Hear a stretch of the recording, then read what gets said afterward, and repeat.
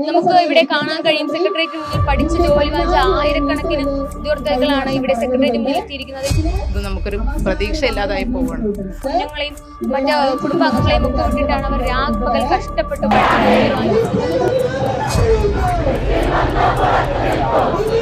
ഭാവിയിൽ കുട്ടികളെ പഠിപ്പിക്കേണ്ട അധ്യാപകരാണ്, ഒരു അധ്യാപികയാണ്. ഈ 4 വർഷം ഞങ്ങൾ പഠിച്ചിട്ട് ഞങ്ങൾക്ക് ഒന്നും കിട്ടിയില്ല. ഇനി നീട്ടി തന്ന കാലാവധിയിൽ എന്ത് വിശ്വാസമാണ് ഞങ്ങളൊക്കെ? ഒരമ്മയാണ്, അവരാണ് ഈ സെക്രട്ടേറിയറ്റ് മുന്നിൽ ഈ കൊച്ചു കുഞ്ഞുങ്ങളെയും കൊണ്ട് ഇവിടെ എത്തേണ്ട ഒരു സാഹചര്യം ഉണ്ടായി. വീണ്ടും നിങ്ങൾ പഠിച്ചോ എന്ന് പറയുമ്പോൾ പഠിച്ചിട്ട് ജോലി കിട്ടും എന്നുള്ളത് എന്തോ ഉറപ്പാണ് ഞങ്ങൾക്കുള്ളത്.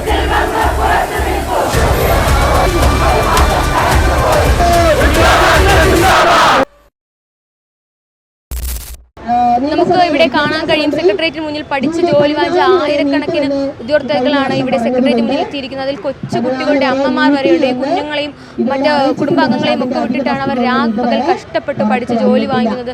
എന്തായാലും കുഞ്ഞു കുട്ടികളെ കൊണ്ടുവരെ അമ്മമാർ സമരത്തിലെത്തിയിട്ടുണ്ട്.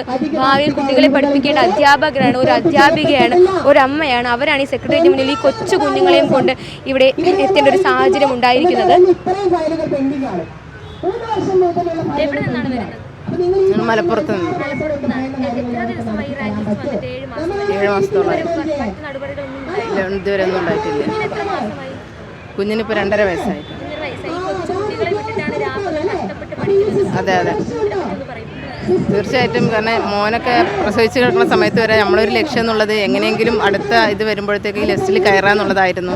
അപ്പോൾ കുഞ്ഞാണെങ്കിലും ശരി, മുട്ടിലെഴുതുന്ന പ്രായം തൊട്ട് നമ്മൾ അത് കുഞ്ഞിൻ്റെ കാര്യവും നോക്കണം, അതുപോലെ പഠനം, അതൊക്കെ ആയിട്ട് ലിസ്റ്റിൽ വന്നപ്പോൾ ഭയങ്കര പ്രതീക്ഷയായിരുന്നു. പക്ഷേ അത് ഇപ്പോൾ 7 മാസത്തോളമായിട്ട് ആദ്യ റാങ്കുകാർ വരെ മുന്നോട്ട് പോയിട്ടില്ല എന്ന് പറഞ്ഞാൽ വളരെയധികം നിരാശയാണ്. മാത്രമല്ല ഇനി നമ്മുടെ വരും തലമുറകളോട് എങ്ങനെ നമ്മൾ PSCക്ക് പഠിച്ചോളൂ. സാധാരണ ഞങ്ങളോടൊക്കെ ഞങ്ങൾ അധ്യാപകരും മറ്റൊക്കെ പറഞ്ഞിരുന്നത് നല്ല മാർക്ക് വാങ്ങി നല്ല രീതിയിൽ പെട്ടെന്ന് PSC എഴുതിയെടുക്കാൻ നോക്കുമെന്നായിരുന്നു. പക്ഷേ ഇപ്പോഴത്തെ ഈ അവസ്ഥയിൽ എങ്ങനെ നമ്മൾ നമ്മുടെ മക്കളോട് പറയും പഠിച്ചിട്ട് നിങ്ങളൊരു PSCക്ക് നോക്കണം? കാരണം PSC എഴുതി നമ്മൾ വരെ സമരം ചെയ്ത് ഈ ഇത്രയും ദിവസമായിട്ട് ഇങ്ങനെ നിൽക്കുകയാണ്. ഇനി എന്താണെന്നുള്ളത് മുന്നോട്ടുള്ളത് ഒരു ഇത് നമുക്കൊരു പ്രതീക്ഷ ഇല്ലാതായി പോവുകയാണ്. ഇനിയൊരു PSC പരീക്ഷ എഴുതുമോ?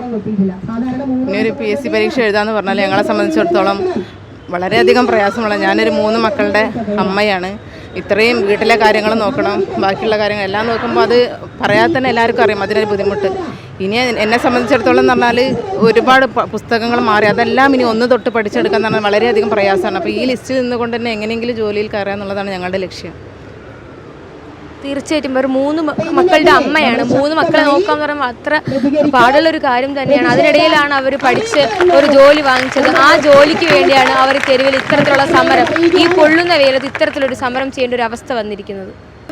അതായത് 7 ദിവസമായിട്ടാണ് ഇത്തരത്തിൽ ഉദ്യോഗാർത്ഥികൾ ഇവിടെ ഈ സമരപന്തലിൽ എത്തുന്നത്. നമ്മൾ തന്നെ കാണുന്നതാണ്. 7 ദിവസമായി നമ്മളും നിരന്തരം ഇവരുടെ കൂടെ ഉള്ളതാണ്. ഇന്ന് യുവമോർച്ചയുടെ സംസ്ഥാന അധ്യക്ഷനാണ് ഇവരുടെ സമരം അഭിസംബോധന ചെയ്യാനായിട്ട് ഇവിടെ എത്തിയിട്ടുള്ളത്. ഒന്ന്, കേരളത്തിലെ വിദ്യാഭ്യാസ മന്ത്രിയും പിണറായി വിജയൻ മുഖ്യമന്ത്രിയും ഒക്കെ പ്രഖ്യാപിച്ചത് PSC 40 വയസ്സ് വരെ എഴുതാമെന്നുള്ളതാണ്. അപ്പം നമ്മളെല്ലാവരും വലിയ കരഘോഷത്തോടെയാണ് കേരളത്തിലെ യുവാക്കൾ അതിനെ പ്രതീക്ഷയോടുകൂടി കണ്ടത്. പക്ഷേ ഇവിടുത്തെ പ്രശ്നം എന്ന് പറയുന്നത് 35 വയസ്സായിരുന്നപ്പോഴും 28 വയസ്സായപ്പോഴും ഒന്നും എഴുതിയ ആളുകൾക്ക് ആർക്കും തന്നെ തൊഴിൽ കൊടുക്കുന്ന ഒരു സമീപനം ഉണ്ടായിട്ടില്ല. അപ്പം നമ്മൾ സ്വാഭാവികമായിട്ട് വിചാരിക്കുക എന്താണ്, സ്വാഭാവിക ഒരു ലിസ്റ്റ് വന്നു, ഒരു 5000 പേര് 6000 പേര് ലിസ്റ്റ് ഇടപെട്ടു, അവസാനം ഒരു 1000 പേർക്കോ 500 പേർക്കോ ഒക്കെ ജോലി കിട്ടാത്തൊരു സാഹചര്യം വന്നു, ലിസ്റ്റ് ക്യാൻസലായി, പുതിയ ആളുകളെ എടുക്കുന്നതിൻ്റെ പേര് ഒരു വരും. പക്ഷേ ഇവിടെ പരിശോധിച്ചാൽ അങ്ങനെയല്ല. ഇപ്പോൾ സംസാരിക്കുന്ന ആൾ വരെ 1ാം റാങ്ക് കിട്ടിയ ആളാണ്. കേരളത്തിലെ 10 ജില്ലകളിൽ 1ാം റാങ്ക് കിട്ടിയ ആരെയും തന്നെ അപ്പോയിൻമെൻറ്റ് ചെയ്യുന്ന സാഹചര്യം ഉണ്ടായിട്ടില്ല. അപ്പോൾ അതിനർത്ഥം എന്താണ്? കൃത്യമായ ക്രമക്കേടാണ് ഇവിടെ നടക്കുന്നത്, കബളിപ്പിക്കലാണ് നടത്തുന്നത്. അതായത് കേരളത്തിൽ വാക്കൻസികൾ ഇല്ലാത്തൊരു സാഹചര്യം ക്രിയേറ്റ് ചെയ്യപ്പെട്ടിട്ടുണ്ട്. ശമ്പളം കൊടുക്കാനുള്ള സാഹചര്യമില്ലാത്ത വലിയ ബാധ്യത ഇവിടെയുണ്ട്. ഇതെല്ലാം നിലനിൽക്കെ യുവാക്കൾക്ക് ഞങ്ങൾ തൊഴിൽ കൊടുക്കുന്നു എന്നുള്ള വേദന പ്രചരണം നടത്തി വീണ്ടും പബ്ലിക് സർവീസ് കമ്മീഷൻ അവിടെ നോട്ടിഫിക്കേഷൻ നൽകി ആളുകളെ എക്സാം എഴുതി ലിസ്റ്റിടുന്ന ഒരു സമീപനം ഉണ്ടാകുന്നുണ്ട്. ലിസ്റ്റിലിടുന്നവർക്ക് തൊഴിൽ കൊടുക്കുക എല്ലാവർക്കും കൊടുക്കാൻ പറ്റാത്ത സാഹചര്യത്തെക്കുറിച്ച് നമുക്ക് മനസ്സിലാവും. പക്ഷേ 1ാം റാങ്ക് കിട്ടിയ ആൾക്ക് പോലും കൊടുക്കുന്നില്ല എന്ന് പറഞ്ഞാൽ അതൊരു നീതി നിഷേധമാണ്, അതൊരു ക്രമക്കേടാണ്. ഞാൻ നേരത്തെ സൂചിപ്പിച്ചതുപോലെ കള്ളം പറ്റിച്ച് യുവാക്കളെ മുന്നോട്ട് കൊണ്ടുപോവുകയാണ്. ഇവരെ തൊഴിലില്ലാത്തവരായി അലയാൻ കേരളത്തിലെ മാറി ഭരിച്ച ഭരണകൂടത്തിൻ്റെ നയസമീപനങ്ങളുടെ ഭാഗമാണ്. തൊഴിലെടുക്കാനുള്ള മറ്റൊരു കേന്ദ്രവുമില്ല. ഇന്ന് പബ്ലിക് സർവീസ് കമ്മീഷൻ മാത്രമാണ് നമ്മുടെ കേരളത്തെ സംബന്ധിച്ചിടത്തോളം യുവാക്കൾക്ക് മാന്യമായൊരു തൊഴിൽ നൽകുന്ന ഒരിടം. മറ്റ് സംവിധാനങ്ങളൊന്നും നമ്മുടെ കേരളത്തിലെ നയസമീപനങ്ങളുടെ ഭാഗമായിട്ടുണ്ടായിട്ടില്ല. അതുകൊണ്ട് യുവമോർച്ച ഇവിടെ വന്നതിൻ്റെ പ്രധാനപ്പെട്ട കാരണം ഇവർ 6 ദിവസമായിട്ട് ഇന്ന് 7ാമത്തെ ദിവസമാണ്. രാത്രിയും പകലും ഇല്ലാതെ ഇവർ സമരത്തിലാണ്. ഒരാൾ തിരിഞ്ഞു നോക്കിയിട്ടില്ല. ഒരു ഭരണകൂടം അംഗസംഖ്യ കണ്ടിട്ടോ ഇവിടുത്തെ അജിറ്റേഷന്റെ രൂപം കണ്ടിട്ടോ അല്ല വരേണ്ടത്. ഒരാളാണെങ്കിൽ പോലും നീതി നിഷേധിക്കപ്പെട്ട് ഈ സെക്രട്ടേറിയറ്റ് മുന്നിൽ വന്നാൽ അവരെ ഒന്ന് കാണുക, അവരെ ഒന്ന് കേൾക്കുക എന്ന് പറയുന്നത് ഒരു ഭരണകൂടത്തിന്റെ മിനിമം ബാധ്യതയാണ്. ആ മിനിമം ബാധ്യത പോലും ഇതുവരെ സമീപനമായി മുന്നോട്ട് വച്ചിട്ടില്ല എന്നുള്ളതാണ്. ഇവരെ വിളിച്ച് ഇവർ അപ്പോയിന്റ്മെന്റ് എടുത്ത് പോയി കണ്ട വിദ്യാഭ്യാസ മന്ത്രി അവരോട് പറഞ്ഞത് സാമ്പത്തികമായി ബുദ്ധിമുട്ടുണ്ട് എന്നുള്ളതാണ്. അപ്പോൾ ഇവർ വിദ്യാഭ്യാസ മന്ത്രിയോട് ആവശ്യപ്പെട്ടത് ഇവിടുത്തെ ഹെഡ് ടീച്ചർ തസ്തികയിലേക്ക് ഞങ്ങളെ നിയമിച്ചുകൂടെ എന്നുള്ളതാണ്. അപ്പോൾ ഹെഡ് ടീച്ചർ തസ്തിക സ്വാഭാവികമായിട്ട് ഒഴിഞ്ഞു കിടക്കുന്നുണ്ട്. അവിടെ നിയമിക്കുന്നത് ആരെയാണ്? എയ്ഡഡ് സ്കൂളുകളിൽ പൈസ കൊടുത്തു കയറിയ അധ്യാപകരെ ഗവൺമെന്റ് സ്കൂളുകളിലെ ഹെഡ് തസ്തികകളിലേക്ക് നിയമിക്കുന്ന സാഹചര്യമാണ്. അത് വലിയൊരു അഴിമതിയാണ്. ഇവിടുത്തെ പ്രൈവറ്റ് മാനേജ്മെന്റുകളോട്, അതുപോലെ മലപ്പുറത്തെ മാനേജ്മെന്റ്, കോഴിക്കോട് മാനേജ്മെന്റുകളോട് നടത്തുന്ന ഒരു അഴിമതിയുടെ ഭാഗമാണ് വോട്ട് ബാങ്ക് രാഷ്ട്രീയത്തിന് വേണ്ടി ഈ സാധാരണക്കാരായിട്ട് പാവപ്പെട്ട മെരിറ്റിലിടപെട്ട സാധാരണക്കാരായ കുട്ടികളെ വഞ്ചിക്കുന്നതിന് തുല്യമാണ്. അപ്പോൾ എല്ലാ ക്രമക്കേടും നടത്തുന്നു, സാമ്പത്തിക ബാധ്യത ഉണ്ടെങ്കിൽ കടമെടുക്കുന്നു. ആ കടമെടുത്ത് പ്രൈവറ്റ് മാനേജ്മെന്റുകളെ സമീപിക്കുന്ന സമീപനമാണ് ഈ കാര്യത്തിൽ ഗവൺമെന്റ് കാണിച്ചിരിക്കുന്നത്. തീർച്ചയായിട്ടും ഭരണപക്ഷമായിക്കോട്ടെ പ്രതിപക്ഷമായിക്കോട്ടെ ആരും ഇതുവരെ ഈ സമരത്തെ അഭിസംബോധന ചെയ്തിട്ടില്ല എന്നുള്ളത് ശ്രദ്ധിക്കേണ്ട ഒരു കാര്യം തന്നെയാണ്. പിഞ്ചു കുഞ്ഞുങ്ങളെ കൊണ്ടുപോലും ഈ സമര പദ്ധതിയിൽ എത്തിയ അമ്മമാർ, അധ്യാപകർ ഇവിടെയുണ്ട്. നമുക്ക് അവരോട് ചോദിക്കാം. എവിടെ നിന്നാണ് വരുന്നത്? വയനാട്. എത്രാമത്തെ റാങ്ക് ആയിരുന്നു? ഞാൻ 48. 48ാമത്തെ റാങ്കാണ്. ഇതുവരെ ഒരു നടപടി ഇല്ല ഒന്നും ഉണ്ടായിട്ടില്ല. മക്കളെയും കൊണ്ട് ഇത്തരത്തിൽ പഠിക്കുമ്പോൾ PSC പഠിക്കുമ്പോൾ ഒരുപാട് കഷ്ടപ്പാടുകളിലൂടെയല്ലേ നിങ്ങൾ മുന്നോട്ട് വന്നത്? അതെ, ഞാൻ ഇവളെ പ്രഗ്നൻ്റ് ആകുമ്പോൾ തൊട്ടിട്ടാണ് പഠിച്ചു തുടങ്ങുന്നത്. ഇപ്പോൾ അവൾക്ക് 2 വയസ്സ് കഴിഞ്ഞു. 6 മാസം ആകുമ്പോഴാണ് എക്സാം. ആ ഫുഡൊക്കെ കൊടുത്തു തുടങ്ങി ആ ദിവസം അമ്മേനെ ഏൽപ്പിച്ച് പിറ്റേ ദിവസം തൊട്ട് ക്ലാസ്സിൽ പോയി 2 മാസം പഠിച്ചിട്ടാണ് ലിസ്റ്റിൽ വന്നിട്ടുള്ളത്. സത്യത്തിൽ ഞാൻ 100ൻ്റെ ഉള്ളിൽ വരണേന്ന് പ്രാർത്ഥിച്ച ആളാണ്. പക്ഷേ 50ൻ്റെ ഉള്ളിൽ വന്നപ്പോൾ എനിക്ക് ലോട്ടറി അടിച്ച സന്തോഷമായിരുന്നു. പക്ഷേ മര്യാദയ്ക്കാണെങ്കിൽ നെക്സ്റ്റ് ഇയർ സ്കൂൾ തുറക്കുമ്പോഴത്തേക്കും അപ്പോയിൻമെൻറ്റ് ആവേണ്ടതാണ്. പക്ഷേ ഇതുവരെ ഒന്നും ഉണ്ടായിട്ടില്ല. ഇത്തരത്തിലുള്ള സാഹചര്യങ്ങൾ വരും തലമുറ PSCയിൽ നിന്ന് മാറ്റി നിർത്തുകയല്ലേ ചെയ്യുന്നത്? അല്ല, അതിപ്പോൾ എന്താണെന്ന് വെച്ചാൽ നമുക്കൊരു പ്രതീക്ഷയില്ലാതായിരിക്കുകയാണ്. കാരണം അത്രയും പ്രതീക്ഷയോടെയാണ് നമ്മൾ പഠിച്ചു വരുന്നത്. കാരണം ഏറ്റവും കൂടുതൽ റിട്ടയർമെൻറ്റ് ഉണ്ടാകുന്ന കാലഘട്ടം എന്നൊക്കെ പറഞ്ഞിട്ട് പഠിക്കുമ്പോഴേ, അതായത് ഇത്രമേൽ പ്രതീക്ഷയിൽ ഒരു ലിസ്റ്റ് വന്നിട്ടുണ്ടാവുമോ എന്നുള്ളത് സംശയമാണ്. പക്ഷേ അതിൻ്റെ ഇരട്ടി നിരാശയാണ്. ഇപ്പോൾ കഴിഞ്ഞ റാങ്ക് ലിസ്റ്റുകാർക്ക് കുറേ നിയമനം നടന്നിട്ടേ ഇല്ല. അതിൽ 14 പേര് നമ്മുടെ ജില്ലയിൽ ഇപ്പോഴും പെൻഡിങ്ങാണ്. ഞങ്ങൾക്ക് ആകെ 149 സ്കൂളുകളാണുള്ളത്. LP സ്കൂളുകളാണ് വയനാട്ടിലുള്ളത്.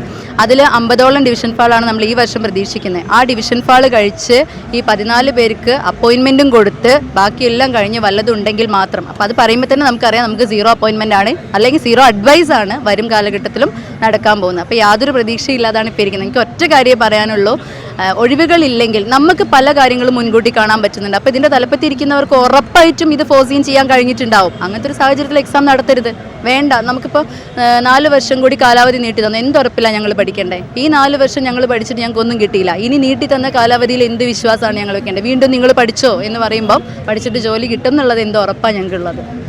തീർച്ചയായിട്ടും ഇത് നമ്മൾ ചിന്തിക്കേണ്ട ഒരു കാര്യം തന്നെയാണ്. ഡിവിഷൻ ഫോൾ എന്നൊക്കെ പറഞ്ഞ് ഇവർ നിയമനം നടത്താൻ വേണ്ടി വിദ്യാർത്ഥികളെ പരീക്ഷയ്ക്ക് എത്തിക്കുമ്പോൾ നിയമനം നടത്തിക്കാൻ ഇവർക്ക് കഴിയില്ലെങ്കിൽ പിന്നെ എന്തിനാണ് ഇത്തരത്തിലുള്ള പരീക്ഷകൾ ഒരു പ്രഹസന പരീക്ഷകളായി PSC മാറുന്നൊരു സാഹചര്യമാണ് നമുക്ക് കാണാൻ സാധിക്കുന്നത്. തീർച്ചയായിട്ടും ഇത്തരത്തിലുള്ള കുഞ്ഞു മക്കളെയും കൊണ്ട് പഠിക്കുന്ന അമ്മമാർക്ക് വളരെ ബുദ്ധിമുട്ടാണ് ഇത്തരത്തിലുള്ള നിയമനങ്ങൾ ഇല്ലാത്ത അവസ്ഥ ഉണ്ടാക്കുന്നത്.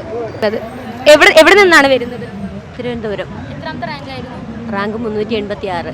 പ്രായപരിമിതി വരുന്ന ആൾക്കാർ ഇത്തരത്തിലുള്ളൊരു നീക്കം വളരെ ബുദ്ധിമുട്ടല്ലേ? അതെ, വളരെ ബുദ്ധിമുട്ടാണ്. ഞങ്ങൾക്കൊക്കെ ഇനി അടുത്തൊരു ചാൻസ് പോലും ഇല്ല. അങ്ങനത്തെ ഒരു അവസ്ഥയിലാണ് ഇരിക്കുന്നത്. അപ്പോൾ 1ാം റാങ്കുകാർക്ക് പോലും കിട്ടാത്ത അവസ്ഥയിൽ അപ്പോൾ ഞങ്ങൾക്കൊന്നും പ്രതീക്ഷ പോലും ഇല്ല. പിന്നെ എന്നാലും ഇതൊരു വിജയിപ്പിക്കണം എന്നുള്ള രീതിയിലാണ് നമ്മളെല്ലാവരും ഇതിനു വേണ്ടിയിട്ട് ഒറ്റക്കെട്ടായിട്ട് നിൽക്കുന്നത്. പ്രിയപ്പെട്ട സഹോദരങ്ങൾ, നിങ്ങൾ നടത്തുന്ന ഐതിഹാസികമായ ഈ അവകാശ പോരാട്ടങ്ങൾക്ക് ആദ്യമേ തന്നെ ഭാരതീയ ജനതാ യുവമോർച്ചയുടെ എല്ലാവിധ പിന്തുണയും അർപ്പിച്ചുകൊള്ളുകയാണ്. എന്തുകൊണ്ടാണ് ഒരു പിന്തുണ ഈ സമരത്തിന് ലഭിക്കേണ്ടതിന്റെ ആവശ്യകത എന്നുള്ളതിനെ കുറിച്ച് ഇന്ന് സാമാന്യ ബോധമുള്ള എല്ലാ ജനങ്ങൾക്കും വസ്തുതാപരമായി തന്നെ ബോധ്യമായിട്ടുണ്ട്. ഈ സമരം എന്ന് പറയുന്നത് എന്തെങ്കിലും ഒരു രാഷ്ട്രീയ പോരാട്ടത്തിന്റെ ഭാഗമായിട്ട്, രാഷ്ട്രീയ ലാഭത്തിന്റെ ഭാഗമായിട്ട് നടത്തപ്പെടുന്ന ഒരു സമരമല്ല. കഴിഞ്ഞ 6 ദിവസത്തിലേറെ കാലമായി നിരാഹാര സമരത്തിന്റെ ഭാഗമായി നിങ്ങൾ ഇവിടെ ഉണ്ട്. ഈ സമരത്തിന്റെ ഭാഗമായിട്ട് ഇന്നലെ രാത്രി എത്തപ്പെടുമ്പോൾ തന്നെ ഞാൻ നിങ്ങളുടെ നിരാഹാര സമരപ്പന്തലിലെത്തി. ആരും തന്നെ ശ്രദ്ധിക്കാനില്ലാത്ത സാഹചര്യമുള്ളപ്പോഴും റോഡിൽ ആരും കാണാനില്ലാത്തപ്പോഴും മാധ്യമങ്ങളുടെ ഒരു പടയും അവിടെ ഇല്ലെങ്കിലും നിങ്ങൾ ഈ സമരത്തോട് കാണിച്ച ധാർമ്മികതമായ സത്യസന്ധതയെ ഈ സമൂഹം മനസ്സിലാക്കിയിരിക്കുന്നു എന്നുള്ളതാണ്. ഈ സമരത്തിന് ന്യായമായും അർഹവുമായും കാര്യങ്ങൾ നേടിയെടുക്കേണ്ടതായിട്ടുണ്ട് എന്ന ബോധ്യം അതിൽ നിന്ന് തന്നെ നമുക്കെല്ലാം വ്യക്തമായിട്ടുണ്ട്. ഇന്നലെ ആ നിരാഹാരം കിടക്കുന്ന കുട്ടിയെ ഞാൻ കണ്ടു. ഇന്നലെ വിഷ്ണുവിനോട്, അതോടൊപ്പം ഞങ്ങൾ 3 വിഷ്ണുമാരുണ്ടായിരുന്നു, അവരോടെല്ലാം സംസാരിച്ചു. ഈ സമരത്തിന്റെ കാര്യം എന്താണ് എന്ന് മനസ്സിലാക്കി. പക്ഷേ നിങ്ങൾ ഇന്ന് തുറന്നു കാണിച്ചിരിക്കുന്നത് നിങ്ങൾക്ക് വേണ്ടിയിട്ടുള്ള സമരമല്ല, വരാൻ പോകുന്ന കേരളത്തിലെ ഉദ്യോഗാർത്ഥികൾ എങ്ങനെയാണ് ഈ കേരളീയ സമൂഹത്തിൽ വഞ്ചിക്കപ്പെടുന്നത് എന്ന് പൊതുസമൂഹത്തോട് തുറന്നു കാണിക്കാൻ നിങ്ങൾ നടത്തുന്ന സമരമാണിത്. കാരണം PSC എന്ന് പറയുന്ന ഒരു സംവിധാനം മാത്രമാണ് നമ്മുടെ കേരളത്തിൽ തൊഴിൽ ലഭിക്കാനുള്ള ഒരേ ഒരു ഇടം എന്നുള്ളത് നമുക്കെല്ലാവർക്കും അറിയാം. മറ്റു വ്യവസായ സംരംഭങ്ങളോ മറ്റു സ്വകാര്യ മേഖലകളോ തൊഴിൽദാതാക്കളെ സൃഷ്ടിക്കുന്ന ഇടങ്ങളോ ധാരാളമായി നമ്മുടെ ഈ കൊച്ചു കേരളത്തിലില്ല. നമ്മുടെ യുവാക്കൾക്ക് ഇന്നും പ്രതീക്ഷയായി നിൽക്കുന്ന ഒരേ ഒരു ഇടം എന്ന് പറയുന്നത് പബ്ലിക് സർവീസ് കമ്മീഷൻ മാത്രമാണ്. ഇവിടെ ധാരാളം തൊഴിൽ ലഭ്യമാക്കുന്നു എന്ന വ്യാപകമായ PR വർക്കുകൾ നിരന്തരം നിത്യേനം പത്രമാധ്യമങ്ങളിലും ദൃശ്യമാധ്യമങ്ങളിലും കേറിയാൽ പൊട്ടിവീഴുന്ന KSRTC ബസിന്റെ ഫ്രണ്ടിൽ പോലും ബാനറുകൾ അടിച്ചു വയ്ക്കുന്നത് നിരന്തരമായി കാണുന്നവരാണ് ഞങ്ങൾ.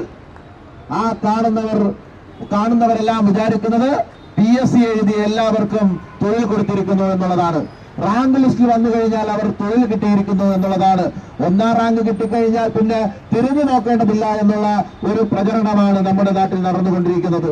ദൗർഭാഗ്യവശാൽ കേരളത്തിലെ PSC സെന്ററുകളിൽ പോയി പഠനം നടത്തി അവിടെ ഫീസ് കൊടുത്ത് കുട്ടികളെ വീട്ടിൽ അടച്ചിട്ട് അമ്മമാരെ അടച്ചിട്ട് ഒരുപാട് പ്രശ്നങ്ങളും ദുരിതങ്ങളും സഹിച്ച് വീണ്ടും വീണ്ടും ഒരു ജോലിക്ക് വേണ്ടി പരിശ്രമിക്കുന്ന ആയിരക്കണക്കിന് ലക്ഷക്കണക്കിന് ആളുകൾ നമ്മുടെ കേരളത്തിന്റെ മണ്ണിലുണ്ട്. അവർക്ക് കൂടിയിട്ടുള്ളതാണ് ഈ സമരം എന്നുള്ളതാണ് ഈ സമരത്തിന്റെ പ്രത്യേകത. ഇത് കേവലം നിങ്ങൾക്ക് വേണ്ടി മാത്രമല്ല, ആ സമരത്തിന് അതിൻ്റെതായ ഒരു മൂല്യമുണ്ട് എന്നുള്ളത് കൊണ്ടാണ് യുവമോർച്ച ഈ സമരത്തിന് പിന്തുണ കൊടുക്കാനുള്ള കാരണം.